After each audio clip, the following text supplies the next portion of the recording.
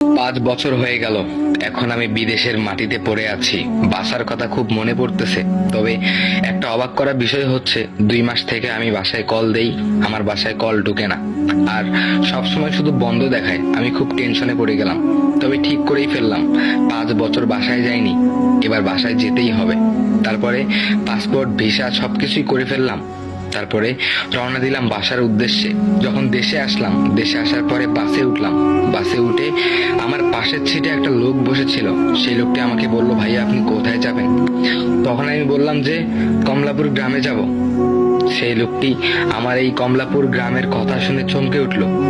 বলল যে আপনি কি সুস্থ আছেন? আমি বললাম যে অবশ্যই আমি সুস্থ আছি। কেন, কি হয়েছে? তখন সেই লোকটি কোনো কথা না বলে আমার সিট থেকে উঠে গেল, উঠে অন্য সিটে গিয়ে বসলো। আমি অনেকটা অবাক হয়ে গেলাম যে কি হলো। হঠাৎ করে এই কমলাপুর গ্রামের কথা শুনে লোকটি এরকম করে চমকে কেন গেল? যাকে বাদ দাও, অনেকদিন পরে বাসায় যাচ্ছি, শুধু বারবার মনে হচ্ছে। বাসায় যাওয়ার সঙ্গে সঙ্গে মা মনে হয় আমাকে খুব জোরে ধরে কান্না করবে, নীলা মনে হয় আমাকে জড়িয়ে ধরবে, জড়িয়ে ধরে বলবে, কি গো এতদিন একটা খোঁজও নিলে না? তারপরে আমাকে বলবে, তুমি আমার জন্য কি কি নিয়ে এসেছো? আপনাদের সঙ্গে নীলার পরিচয়টা করিয়ে দিই। নীলা হলো আমার ভালোবাসার মানুষ।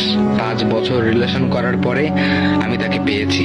আর আমাদের নতুন বিয়ে হওয়ার পরে 1 সপ্তাহ পর আমি বিদেশে চলে যাই, আর বিদেশ থেকে আজকেই ফিরতেছি।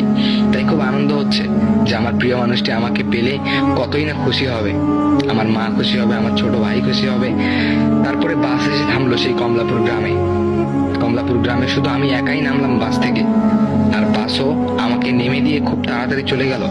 কমলাপুর গ্রামে নেমে যে আমি 5 বছর আগে, 4-5 বছর আগে যেমনটা দেখে গিয়েছিলাম ঠিক তেমনটাই আছে, একটুও পরিবর্তন হয়নি।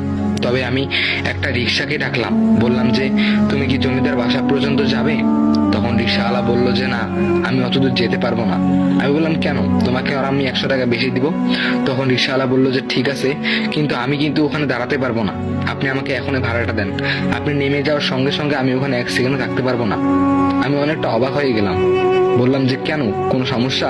তখন সেই রিক্সাওয়ালা আমাকে বলল, সরি ভাইয়া, আমি আপনার প্রশ্নের কোনো উত্তর দিতে পারবো না, আপনি যদি রাজি থাকেন তাহলে আমি আপনাকে নিয়ে যেতে পারি। তখন আমি বললাম যে ঠিক আছে, এই নাও ভাড়া। তারপর আমি রিক্সাওয়ালাকে ভাড়া দিয়ে দিলাম। ভাড়া দিয়ে চলে এলাম সেই জমিদার বাড়ির সামনে। আসলে জমিদার বাড়ি বলতে ভুল হবে, জমিদার বাড়ি আগে ছিল, তবে এখন আর সেটা নেই। জমিদার বাড়ির নামেই সেই জায়গাটা পরিচিত। সেই জমিদার বাড়ির পাশেই আমার বাসা, দোতলা একটা বাসা। তবে যখন আমি রিক্সা থেকে নেমে লোহার গেটটা খুললাম, তখন কেন জানি ছ্যাচ্ছার ছ্যাচ্ছার করে শব্দ হলো। পাশে তাকিয়ে দেখলাম টেপ থেকে পানি পড়তেছে, মোটরটা মনে হয় ছাড়াই আছে। তবে অবাক করা বিষয়টা হলো, যেদিন আমি বাসা থেকে বেরিয়ে যাচ্ছিলাম সেদিনও সেম মোটরটাই ছাড়া ছিল। আমার খুব অদ্ভুত লাগতেছিল। তারপরে যখন আমি বাসায় ঢুকলাম, হঠাৎ করে দোতলায় তাকিয়ে দেখলাম নীলা, আমার সেই প্রিয় মানুষটি, সন্ধ্যা বাতি দিচ্ছে। তবে তখন কিন্তু অনেকটা সন্ধ্যা হয়ে গিয়েছিল। তারপরে আমি যখন নীলাকে চিৎকার করে